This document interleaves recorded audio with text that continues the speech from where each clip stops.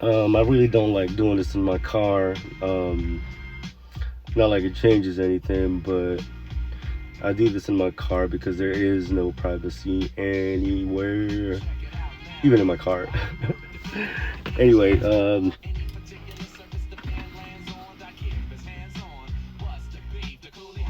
the world is interesting. People are interesting. The choices people make, even those are interesting. And what I mean by interesting, it's something that piques my interest, basically, right? It's like, why does the world work like this? Why do people act like this? And why do people make the choices they do? You know? And I guess aside from cultural differences and upbringings and growing up in a certain type of surrounding, if all those were removed, would these people make the same choices, act the same way, process the same way, or is it a product of conditioning? Hmm. I mean, the easy answer and the most biblically accurate answer is sin, right? But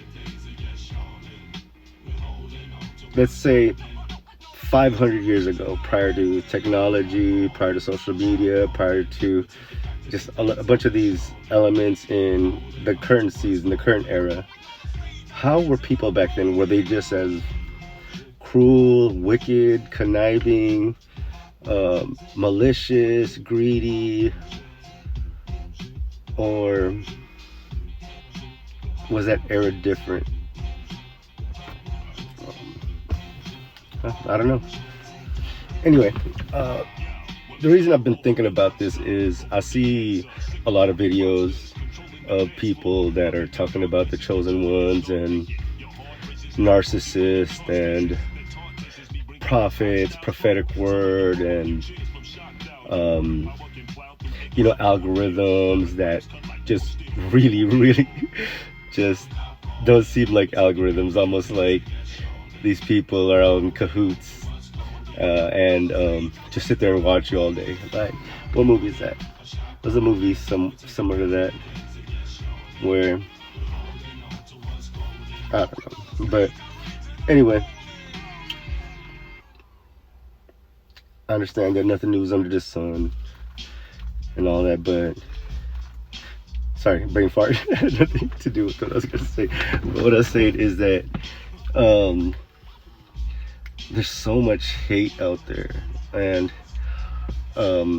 there is so much just division, misunderstanding, and just a lack of cohesiveness and lack of love, or at least the true definition and meaning of love, that when people are faced with it and approached with it, when a person approaches them that is genuinely how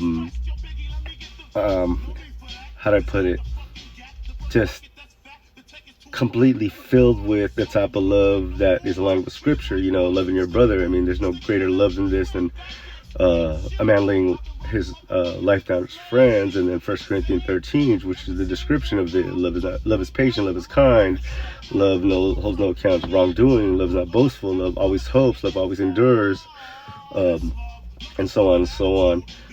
When they're faced with that type of person, they don't recognize it, and they automatically assume, as almost like as a universal default, to assume the person is up to something, or has an angle, or is the one that's shady. You know what I mean? But this doesn't make sense to me. So what that does is it continues this cycle that's never ending, right? There's the people that go through the narcissistic abuse or the hate or whatever it is, gang stalking, isolation, whatever you want to call it. And then after they receive it, they start hating those people too. And it's just like, boop, boop, boop, like a revolving door, and it just doesn't make sense to me. I mentioned this to, I'll say a colleague, one of the vendors that is at the mall with me and at my spot, or me and my partner's spot. But I said that the problem is if you continue to speak about an issue as opposed to the solution, what you're doing is continuing to contribute in keeping the problem alive. Just like racism or I don't know, like the LGBTQ stuff or politics, and people are so hyper focused on the problem that they can't figure out a solution. When the truth is, if you got 100 people focusing on one problem, all they're doing is one thing. But if the same 100 people were focusing on individual solutions to that one problem, then you'd have 100 solutions. But I guess people aren't free thinkers like that. Maybe I'm the one that's delusional that thinks like that. But anyway, that's all I'm saying. I want to give y'all something new. All my people, I love y'all. Those who like me, those who don't like me, those who feel some type of way about me, those people I trigger, those people I rub the wrong way, all y'all, my loved ones close to my heart, my people, both Filipino and American, believers obviously, and all you dog lovers, all you cats that I befriended from various hoods, from upstate, from the streets, from professional areas, all y'all. I got so much love for y'all. But I want to give y'all something new to listen to instead of listening to the same old jive, same hype. It's like people always talk about the same crap, their problems, how they hate another person, how they want to flex on somebody else, how you're better or they're better or this and that. It's like, no, let's focus on something else. Let's focus on bro, let's just focus on solutions, yo. It's like, hey, if you got a solution, man, hit me up, let me know, and I'll try it out. And if it doesn't work, move on to the next. No harm, no foul. At least a lesson learned. That solution didn't work, right? As opposed to focusing on the problem, because the problem's always going to be a problem. You feel me? But anyway, I love y'all. This went on I don't even listen to Biggie anymore. I'm sorry about that. I don't listen to a lot of rap anymore. That talks about a lot of evil, narcissistic, influential, brainwashing type of stuff. But it was playing because I was listening to J5, B-boy stuff. But anyway, I was saying that we should continue to focus on the solution, not the problem, or solutions, or possible solutions instead of the problem. And when we do that, we can all celebrate together as opposed to all being angry and about one thing. Just look at it this way.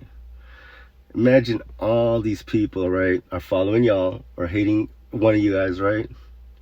And that's what brings them together collectively, right? They have a common objective. You are actually very important in that sense, because once you're out the picture, they have no common objective anymore, and that cohesiveness was really never there. That brotherhood, that camaraderie was never really there. It was just a common objective. Let's all hate this person. You know what I mean? Things that keep you together are things you should be passionate about, right? Like, collectively changing the world for the better. I know that keeps people together. When one person does something to change the world for the better and the other person has the same dream, I know their relationship is never going to fail, because they're always going to try to change the world. As opposed to hating somebody, it's like, I don't know how much energy it takes to hate person or dislike a person or do something to a person or just focus so much attention on one single person. It takes so much energy, so much time, so much manpower, so many resources that it sometimes gets interesting. I guess ridiculous. I want to use ridiculous, but I'll say interesting. Anyway, I've been using this cartoon filter flex because sometimes life feels like a cartoon in a movie anyway. I feel like, I don't know, dude, like Wile E. Coyote, right? Like the rotor's like, beep, beep. Like, I'm not even doing nothing wrong, man. You're bugging me, so I'm gonna try to blow you up. But me with the scripture, or just my nonsense talking, my rants. But anyway, that's time for another story. I just got finished working out, so I probably should shower. I love y'all. Peace. In the Middle East, but I'm here in the West Coast, Killicali, San Diego. Love y'all. Bye.